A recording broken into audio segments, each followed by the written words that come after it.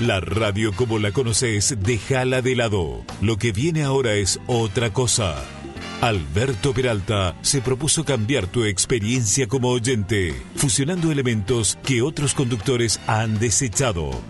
Tal vez con razón. De todos modos, esta idea ya lleva muchos años con increíble éxito. Se llama Jarro Café y usted, amable oyente, es un cómplice necesario.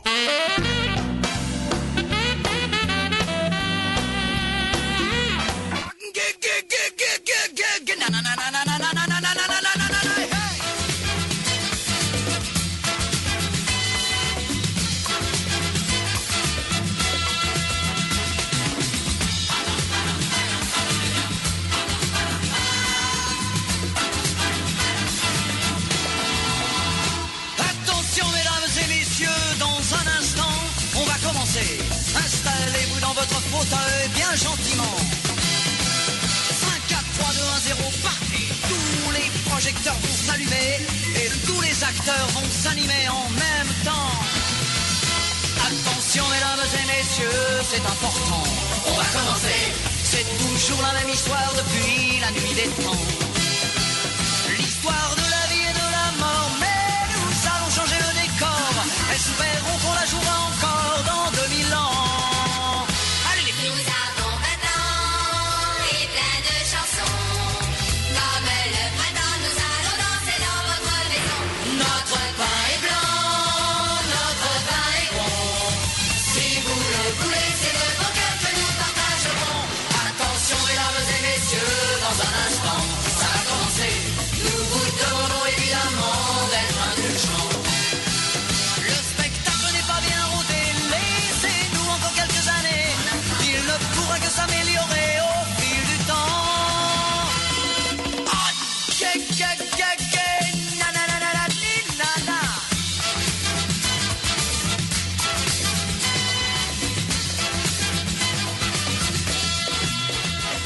Jarro Café a 1000 es presentado por carreterasyalgomás.com.py. Toda la información sobre estructuras en un solo sitio web.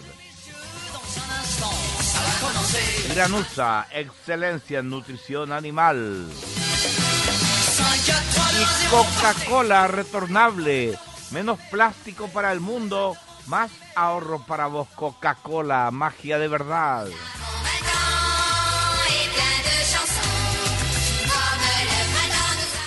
Muy bien, muy buenas tardes, ¿cómo están ustedes? Bienvenidos a Jarro Café. Hoy en este día que nos recuerda que vivimos en un país tropical abençoado por Deus. Rozamos los 40 hoy en la temperatura, algo que antes ya se veía a mediados de diciembre. Tardamos este año. Es más, esto se refleja, por ejemplo, en el tema de los incendios. Hoy le estaba escuchando al comandante de los bomberos voluntarios diciendo que este año se atrasaron los incendios.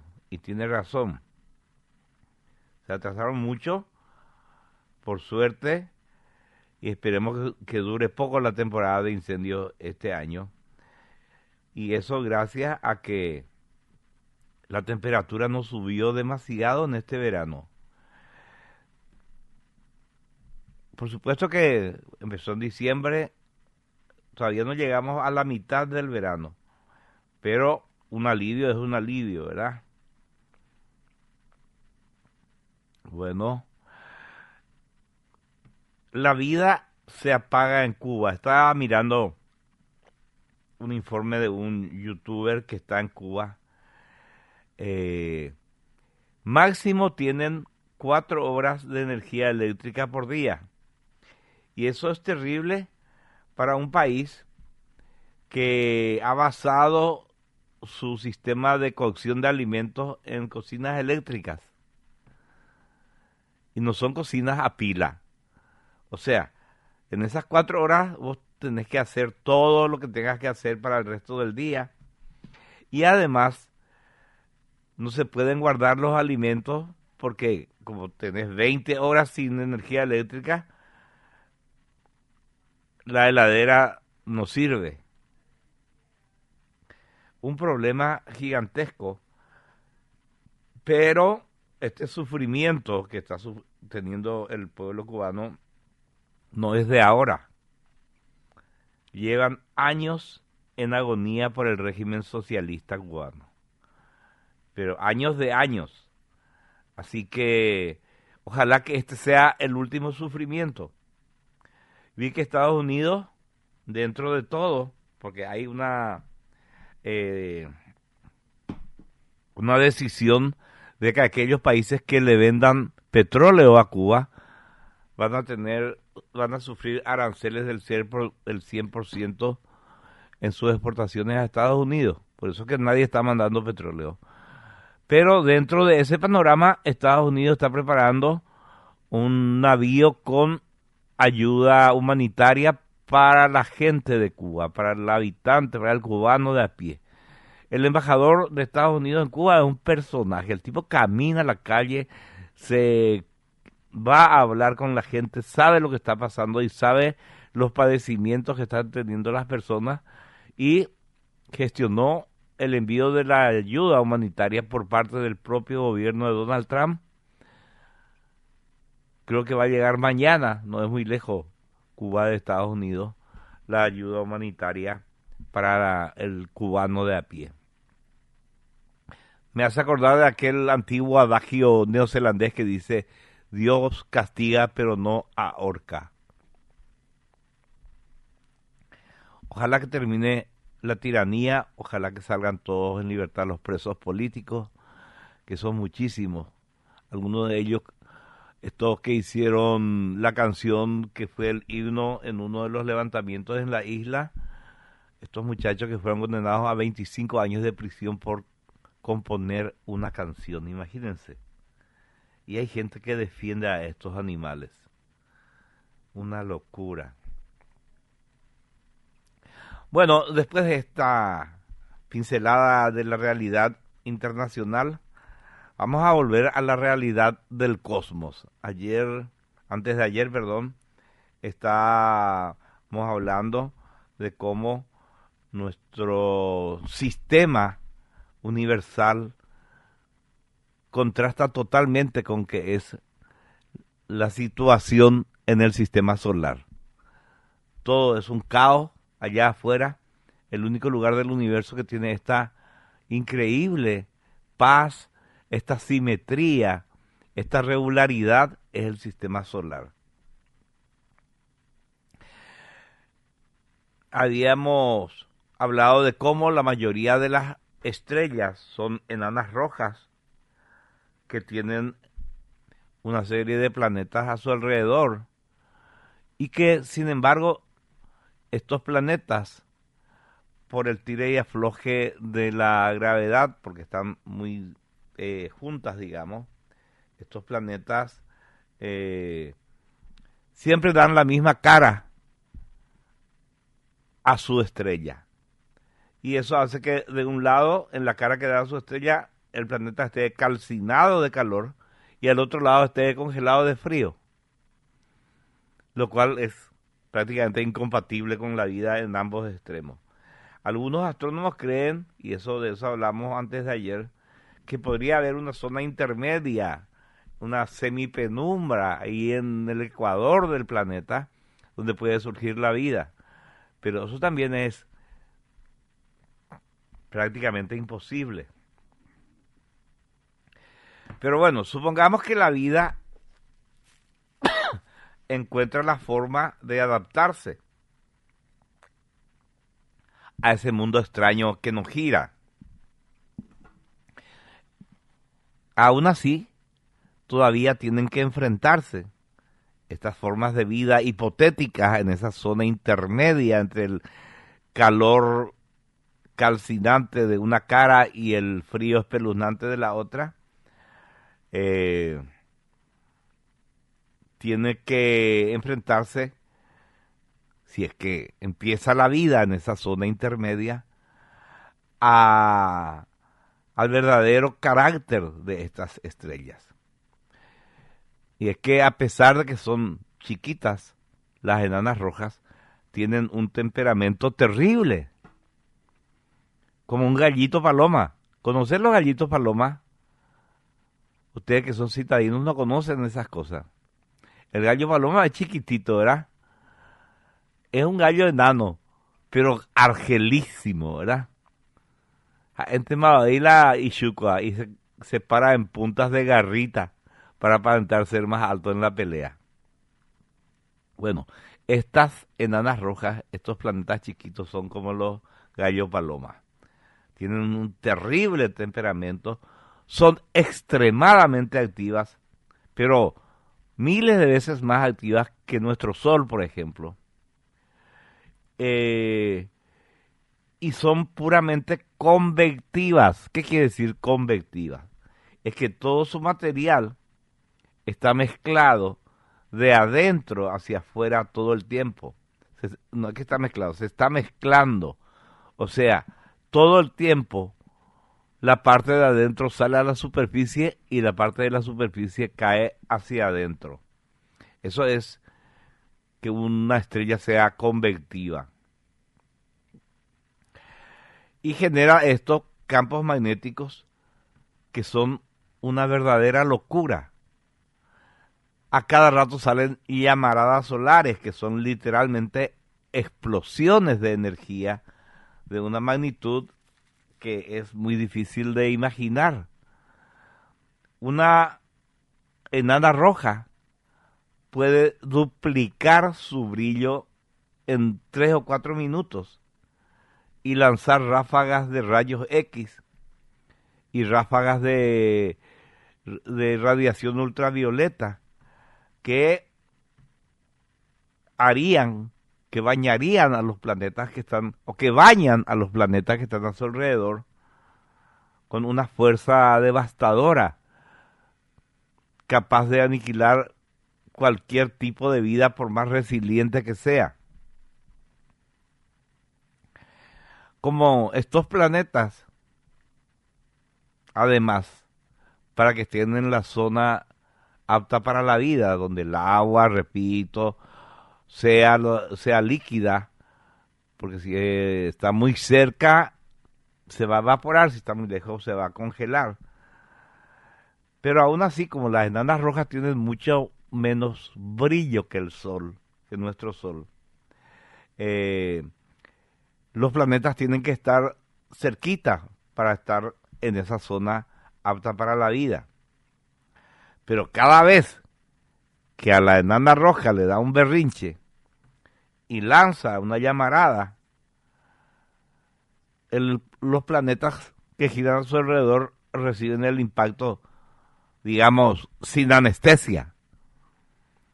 En la Tierra nosotros tenemos un campo magnético enorme, gracias, repito, a que tenemos un doble núcleo ferroso. Y además, como el Sol es bien brillante, estamos a una distancia segura de las llamaradas que de vez en cuando hay, ¿verdad?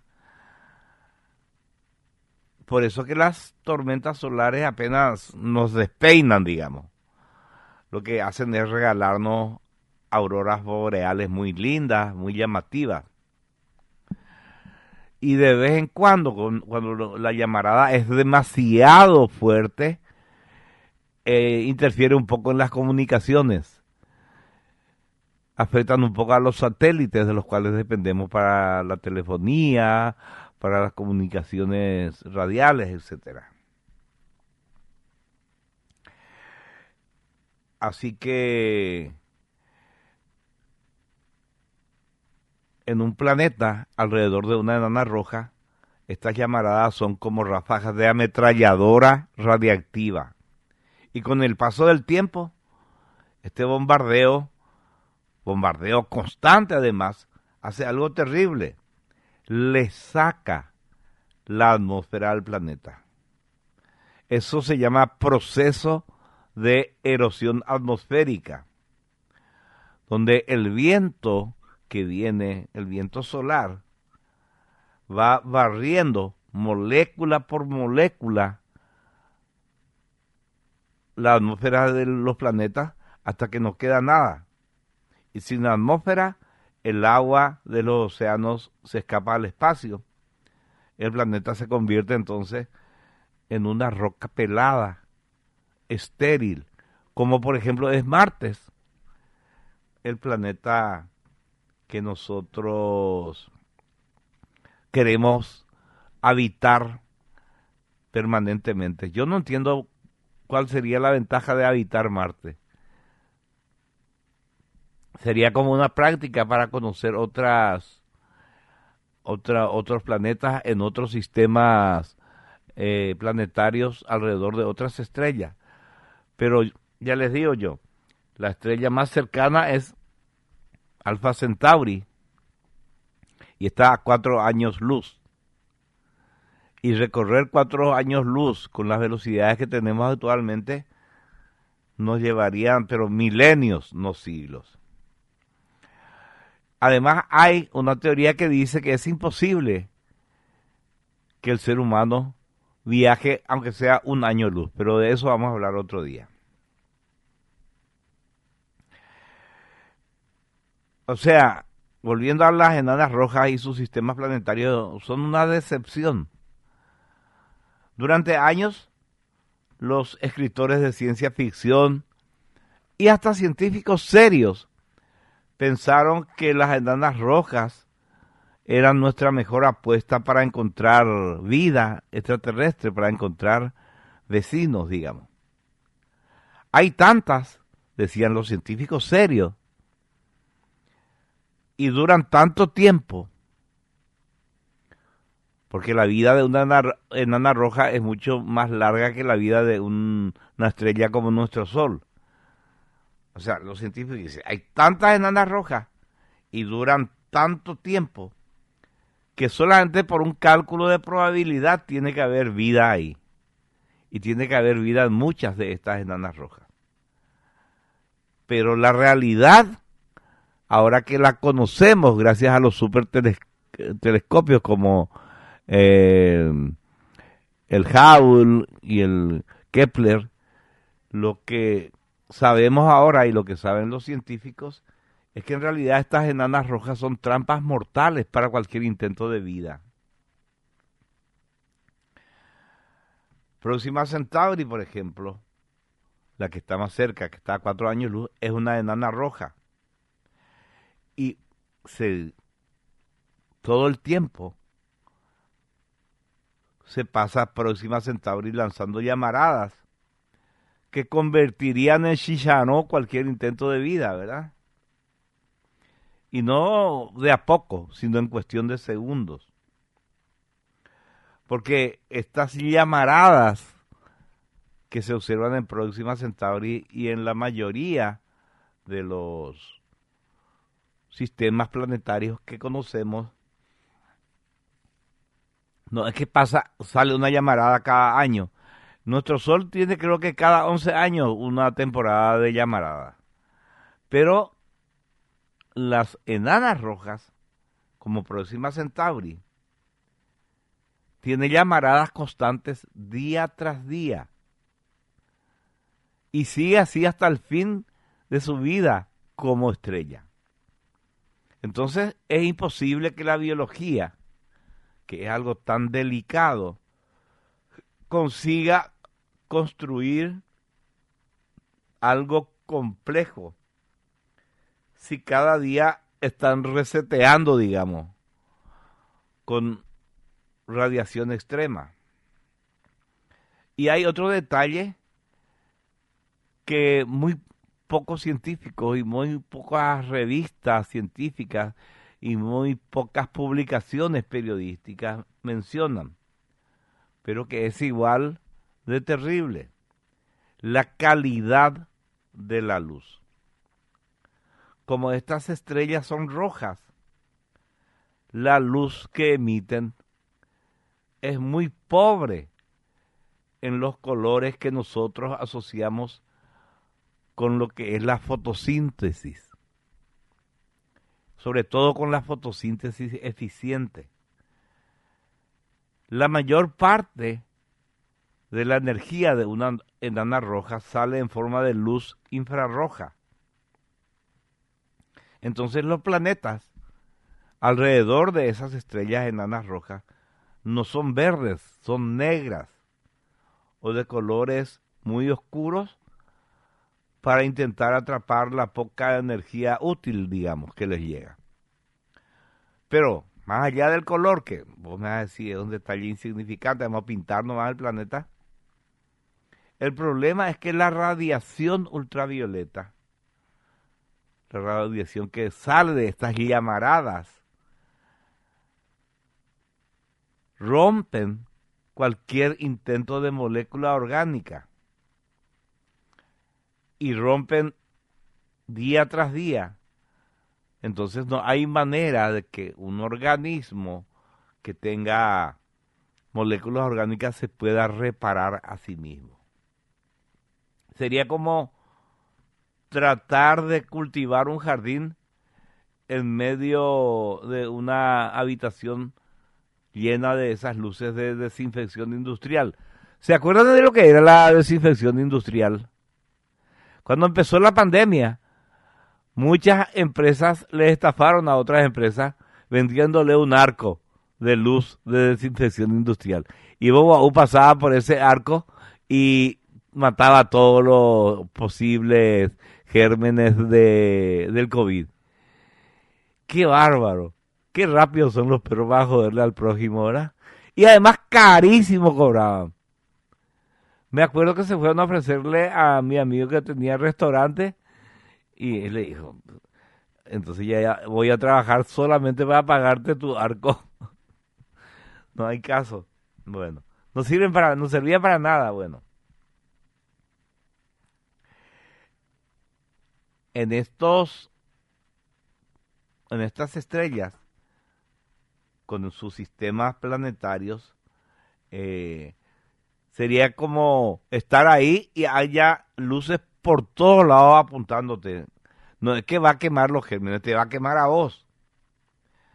O sea, simplemente no hay manera de que quede compuesto el verdadero rompecabezas que es nuestro sistema biológico. O sea, el sistema biológico de los compuestos orgánicos que conforman la vida.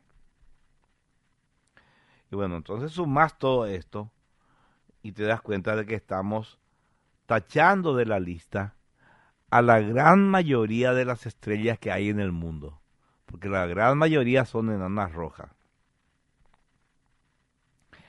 El 80% de las estrellas son enanas rojas traicioneras, invivibles, pesadísimas, plomazas, que matan todo tipo de vida. Entonces queda ponerle un 20% de estrellas que tienen más o menos mejores condiciones para que en su sistema planetario florezca la vida, ¿verdad? Entonces, del 100% ya nos quedamos nomás con un 20%, ¿verdad? Se reduce el espacio habitable. Y se calcula que las galaxias del tamaño de nuestra galaxia, de la Vía Láctea, tiene un total de 200 millones de estrellas, ¿verdad? Una galaxia de tamaño parecido a la nuestra, 200 millones de estrellas. Y tenés que sacarle a esas 200 millones el 80%.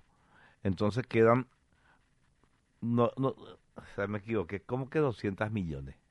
200.000 millones. Y le sacás el 80% y vos me vas a decir, sí, pero quedan todavía 40.000 millones de estrellas que no son enanas rojas, que no son estos gallos palomas que escupen fuego. Entonces nos quedamos con 40.000 millones de las estrellas llamadas estrellas tipo G, como nuestro Sol, y otras estrellas llamadas tipo K, que son un poquito más estables. Bueno, pero las tipo K son la minoría de la minoría, son una especie de élite estelar. Y no se encuentra en cualquier lado, no se encuentra en todas las galaxias. Pero el optimismo del siglo XX se empieza a desmoronar. Son muchas menos las estrellas que hay capaces de hipotéticamente albergar vida de las que se calculaba hasta no hace mucho tiempo. Antes pensábamos que el universo era, qué sé yo, un jardín lleno de flores, esperando a ser descubierto.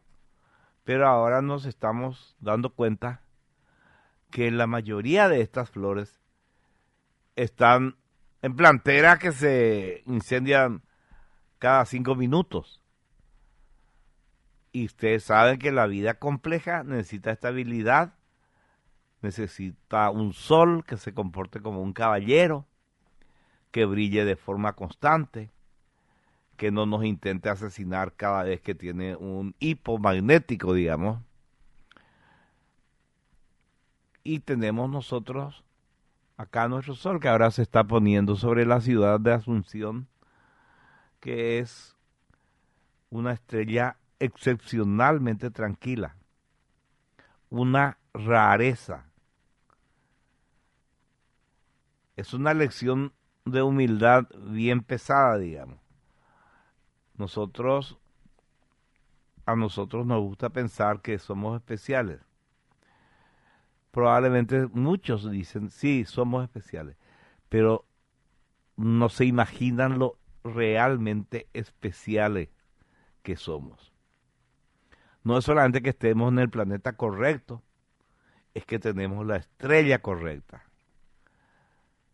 Si hubiéramos nacido, digamos, alrededor de la estrella más común de la galaxia, ni siquiera hubiéramos llegado a la condición de bacterias. Seríamos, como mucho, un montón de elementos químicos desparramados en una roca seca, azotada por el viento estelar. Las enanas rojas pueden vivir para siempre, pero es una eternidad de soledad y de violencia.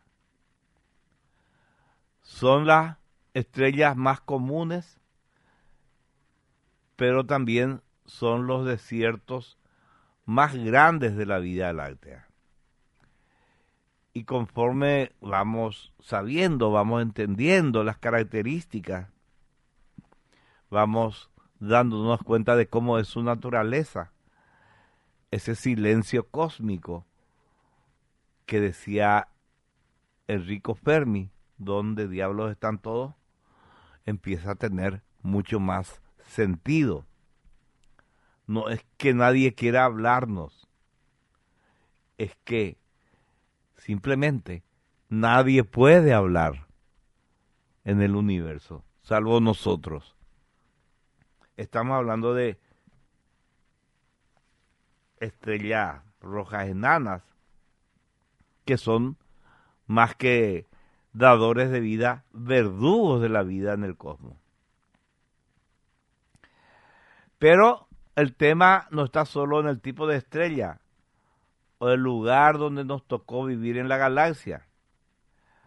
Hay otro factor al que muy poca gente se refiere, porque lo damos por hecho, lo damos por sentado, lo damos porque tiene que estar nomás lo ahí, como si fuera lo más normal del mundo, cuando en realidad es una de las carambolas cósmicas más increíbles que existen. La arquitectura de nuestro sistema solar. O sea, nuestros compañeros alrededor de nuestro Sol. ¿Por qué? Porque aunque tengamos un Sol perfecto para la vida y estemos nosotros en la zona más segura de la Vía Láctea, o sea, nuestro Sol está en la zona más segura de la Vía Láctea, si nuestros hermanos planetas son unos rebeldes, la vida compleja no tendría ni la más mínima posibilidad, ni la más pequeña oportunidad de levantar cabeza. Y acá ya les hablé del papel importante de los gigantes gaseosos y especialmente el papel fundamental de nuestro guardaespaldas personal, que es Júpiter.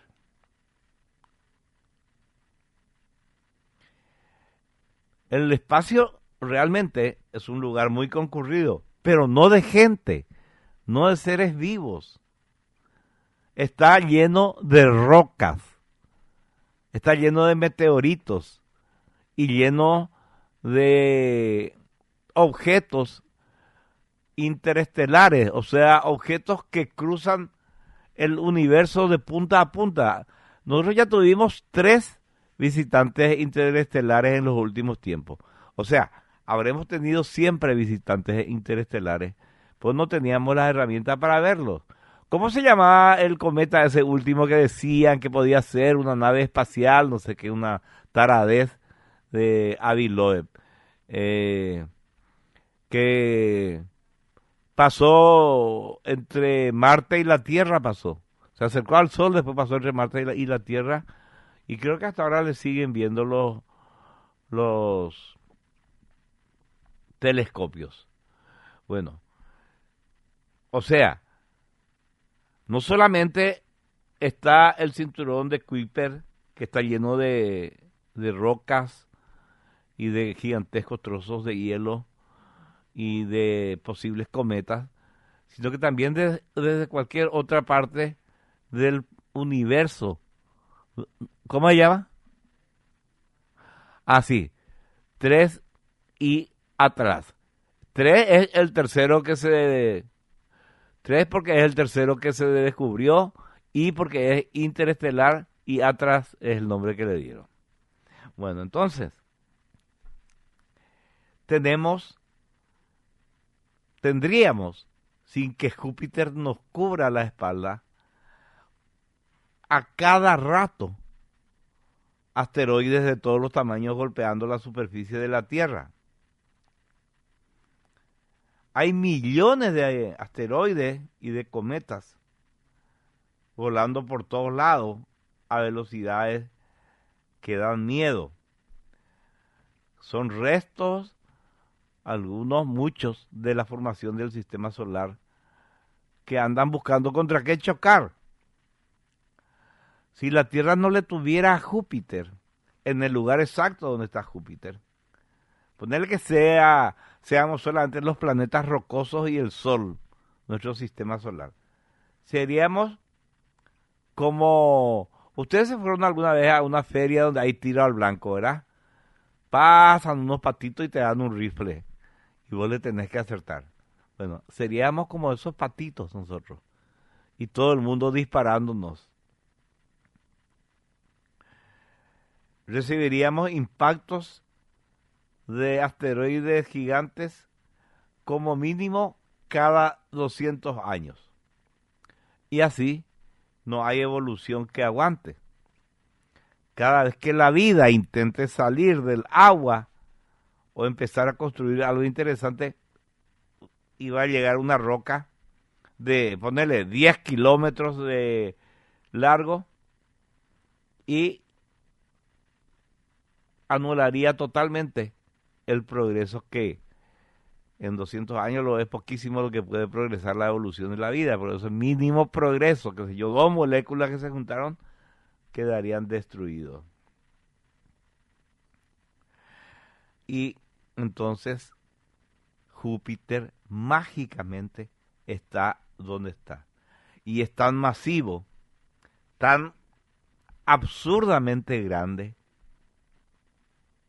que funciona como una aspiradora cósmica, como un imán gigante. ¿Por qué? Porque su gravedad es tan potente que atrapa o desvía a la gran mayoría de los cometas, de los asteroides que vienen de las afueras del sistema solar con ganas y con grandes posibilidades de hacernos pedazos a nosotros los planetas interiores.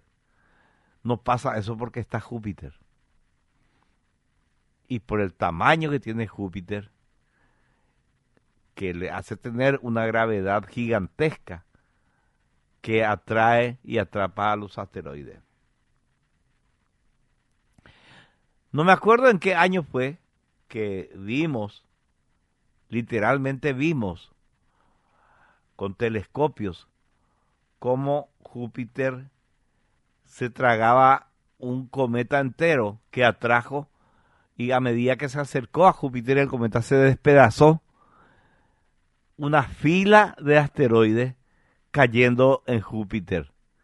Fue uno de los espectáculos más aterradores. Bueno, eso nos iba a pasar a nosotros si no estaba Júpiter. O sea, a nosotros no, bueno, íbamos a existir.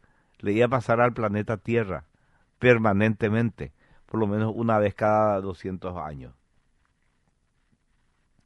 O sea, sin ese hermano mayor que se queda parado en la puerta del sistema solar para que no pasen los malos. Poner que vos tengas muchas deudas y poner a alguien que evite que pasen los cobradores. Más o menos así es Júpiter.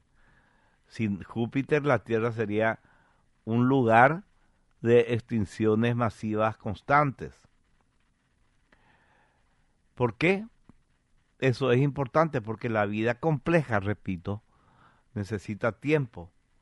Necesita miles de millones de años de paz para que las células aprendan a cooperar, para que las células formen organismos complicados, etc. Si el reloj se resetea cada lunes, nunca vas a pasar del primer capítulo, como en la película El Día de la Marmota. ¿Se acuerdan ustedes? Con Dan Aykroyd, que él vivía el mismo día una y otra vez. Bueno, pero aquí viene lo preocupante. Cuando miramos otros sistemas solares allá afuera, nos damos cuenta de que la configuración de nuestro sistema planetario es única. Es una configuración que no existe en otro lado. Lo que más encontramos son sistemas con planetas como Júpiter, pero calientes. Planetas gigantes gaseosos que se acercaron demasiado a su estrella, quedando incluso más cerca de lo que está Mercurio de nuestro Sol. ¿Y qué pasa cuando un gigante como Júpiter decide mudarse al centro del sistema? Pasa que arrasa con todo. En su camino hacia adentro, su gravedad destruye los planetas rocosos como el nuestro, los absorbe o los escupe hacia el espacio profundo, o los empuja directo a morir quemados dentro de la estrella. Es como si un camión de 18 ruedas se metiera en sentido contrario por una calle angosta de una ciudad y no va a quedar ni un solo coche estacionado al lado de las veredas porque le va a chocar a todos, ¿verdad? O sea, la mayoría de los sistemas planetarios, no la mayoría, hasta ahora todos los sistemas planetarios que detectamos son un caos total. Los planetas tienen órbitas muy elípticas. ¿Qué quiere decir órbita elíptica? Ovalada, como una pelota de rugby. Y las órbitas elípticas impiden que tengamos estaciones que más o menos están templadas y adaptadas para la vida. Nosotros tenemos estaciones no por una órbita elíptica, porque cuando éramos chicos pues creíamos que en el invierno la Tierra está muy lejos del Sol y en el verano está más cerca del Sol, y no es así. La Tierra siempre está a la misma distancia prácticamente que el Sol. Lo que hace que tengamos estaciones es la inclinación del eje de la Tierra por la influencia de la gravedad de la Luna. Pero en estos planetas que existen alrededor de las estrellas que ya hemos descubierto, tienen órbitas muy elípticas, o sea, muy ovaladas. O sea, una parte del año esos planetas están congelados, congeladísimos, en lo más oscuro del espacio. Y después cuando vuelven, casi rozando a su estrella, son planetas hirviendo. La vida compleja, la que es delicada, necesita estabilidad térmica. No puede sobrevivir a esos cambios de humor tan drásticos. Nosotros tenemos, por suerte, el tema de que no solamente la Tierra, sino todos los demás planetas tienen órbitas prácticamente perfectamente circulares. Todos estamos describiendo círculos casi perfectos, y esa es una anomalía, algo inexplicable, ¿verdad? Tenemos todo en su lugar, tenemos todo predecible. Y para la biología, lo predecible es lo mejor, es el ingrediente que mejor le viene. La estabilidad orbital es la base sobre la cual se construye la evolución. Sin estabilidad orbital solo hay caos. Además, está el tema del tiempo, la famosa ventana de tiempo biológica. Mucha gente a veces no dimensiona lo lento que es este proceso de la vida. La Tierra tiene más o menos 4.500 millones de años. Durante los primeros 1.000 millones de años, lo único que había en la Tierra eran rocas calientes y una especie de sopa química medio rara. Después aparecieron las bacterias y se quedaron siendo la única forma de vida en la Tierra por casi 3.000 millones de años. 3.000 millones de años. Es una cantidad que el cerebro humano no alcanza a digerir. Pero entre los 1.000 millones de años en que la Tierra era simplemente algo caliente con una sopa espesa, rara, más los 3.000 millones donde solo había bacterias, ya ¿cuántos tenemos? 4.000 millones. Y dijimos que la edad de nuestro planeta es de 4.500 millones, o sea, nos quedan 500 millones. La vida compleja, la que se puede ver a simple vista, es algo muy reciente en la historia del planeta. Para que un sistema solar te dé 4.500 millones de años de estabilidad absoluta, se necesita un milagro. No solo necesitas que tu estrella sea tranquila, sino que además todo el sistema planetario se porte bien. Porque hay muchos sistemas solares alrededor del mundo que son inestables por naturaleza.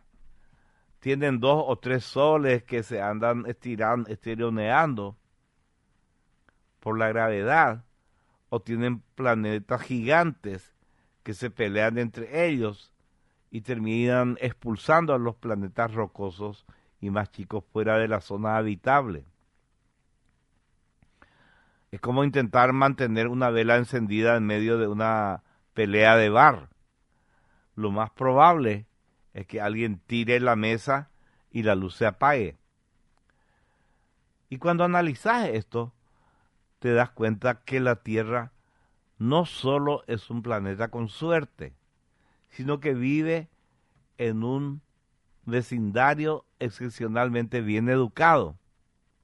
Y que además tenemos a Júpiter y a Saturno. Me olvidé de Saturno hace rato, pero Saturno también es importante.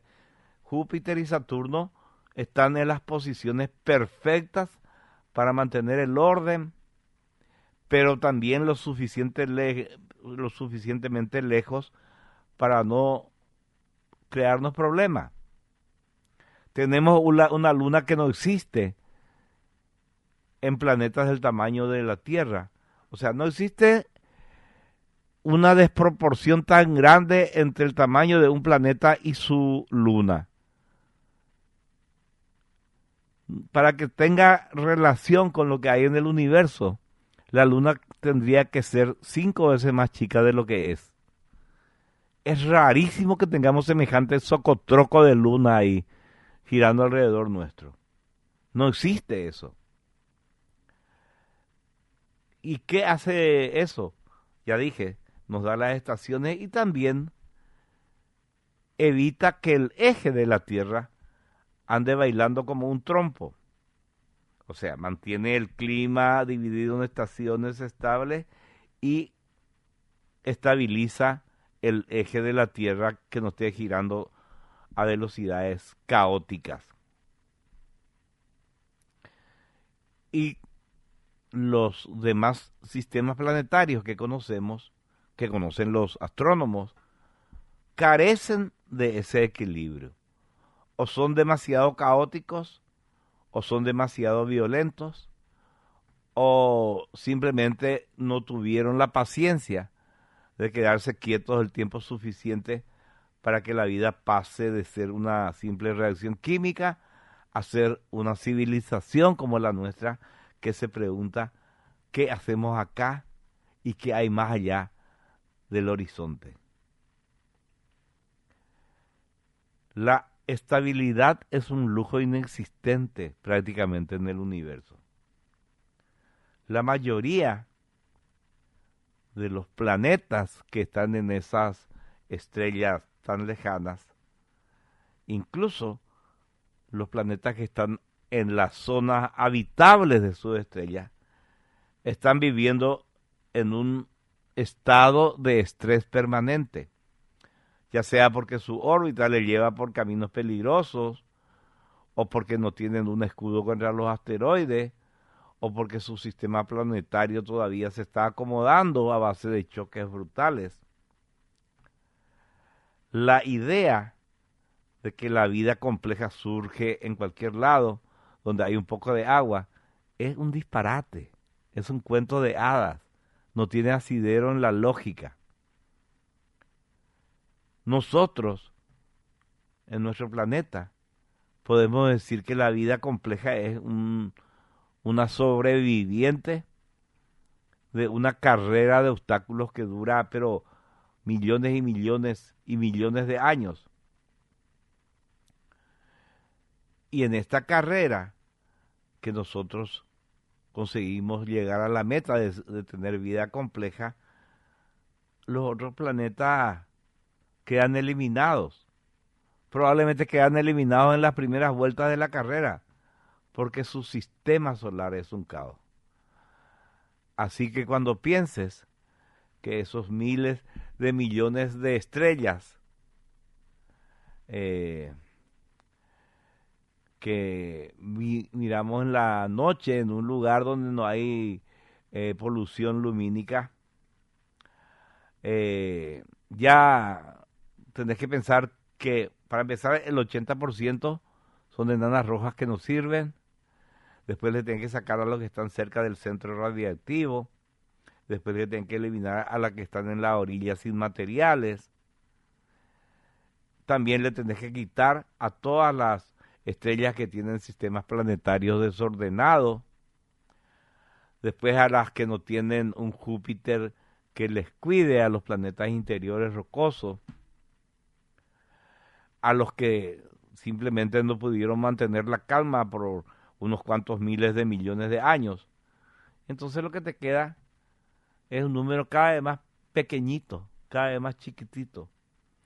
una fracción de fracción de fracción que nos pone, que le pone a la Tierra y a nuestro sistema solar en una posición de privilegio que da miedo, que los científicos que son ateos no pueden explicar.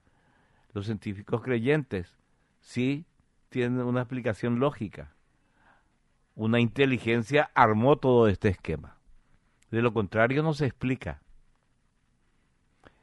Y yo te digo algo, de verdad, sabiendo ya todos estos detalles, es mucho más inteligente creer en Dios que ser ateo. Es terrible. ¿Qué otra explicación le vas a dar a esto, a esta serie de privilegios que tenemos nosotros en el planeta y en nuestro sistema solar? Estamos en un oasis de tranquilidad en medio de una galaxia que por lo general es como un depósito de escombros y de órbitas locas.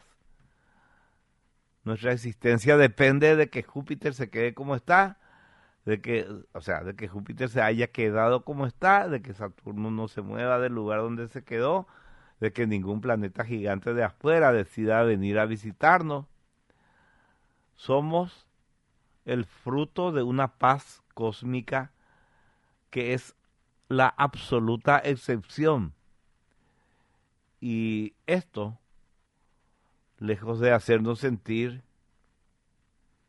como los dueños del universo, tendría que hacernos entender que la vida es un milagro,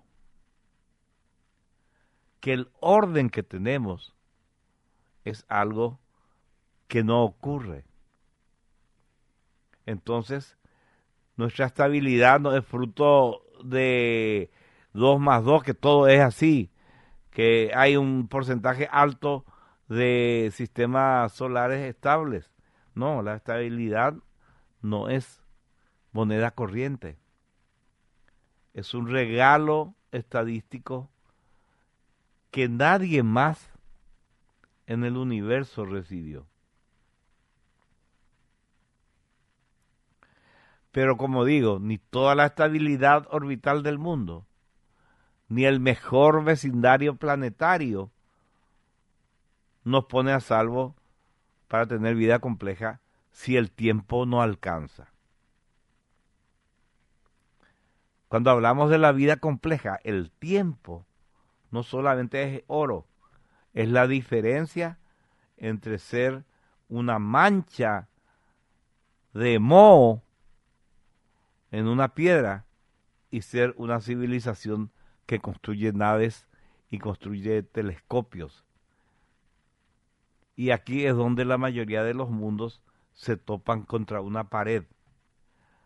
Porque para que la vida pase de ser algo microscópico y aburrido a ser algo con ojos, piernas, brazos, alas, neuronas, se necesita una ventana de tiempo biológica de miles de millones de años. No de millones de años, de miles de millones de años.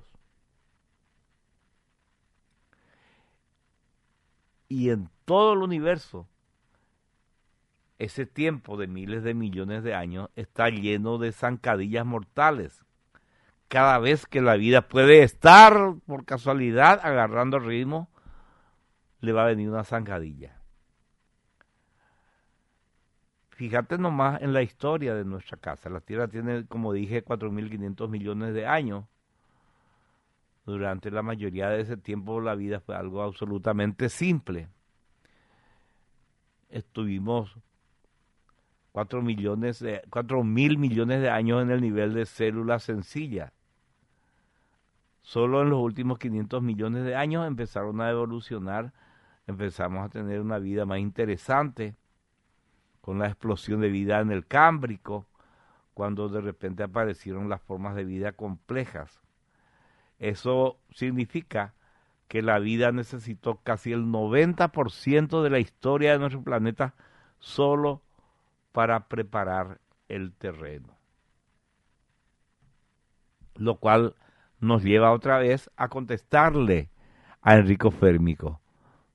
Él pregunta, ¿dónde están todos? La respuesta es, no están.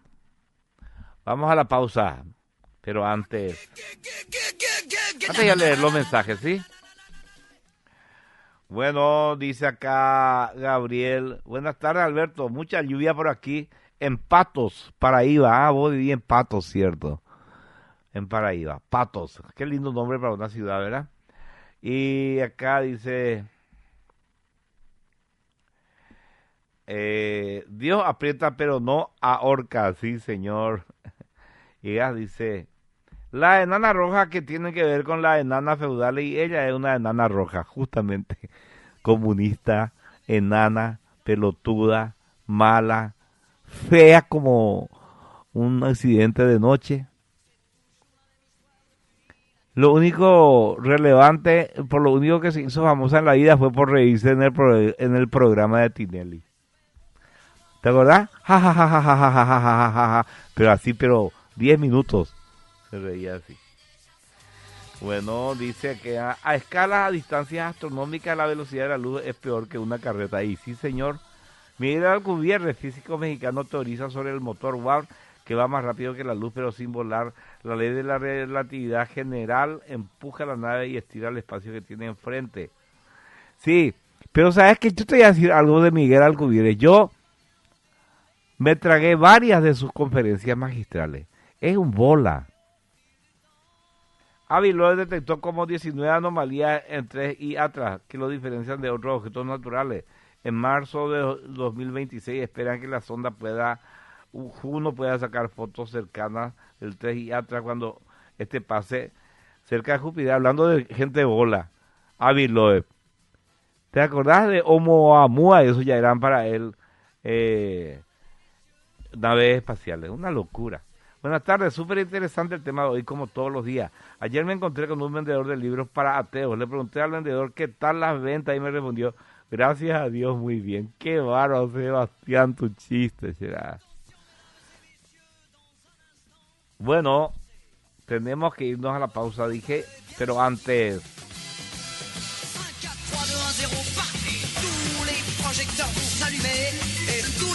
Carreteras y algo más de Andrea Pérez es un medio digital paraguayo enfocado en las carreteras, infraestructura, agua y saneamiento, tecnología, en donde mostramos el crecimiento del país. ¿Pedís ser parte de este gran sector? Ofrecemos para nuestros aliados y clientes espacios publicitarios en redes sociales y en nuestra plataforma web. Conocenos más en www.carreterasyalgomás.com.py. Desde Coca-Cola Paraguay reafirmamos nuestro compromiso con la sinceridad iba a decir. Repito, desde Coca-Cola Paraguay reafirmamos nuestro compromiso con la circularidad de nuestros envases.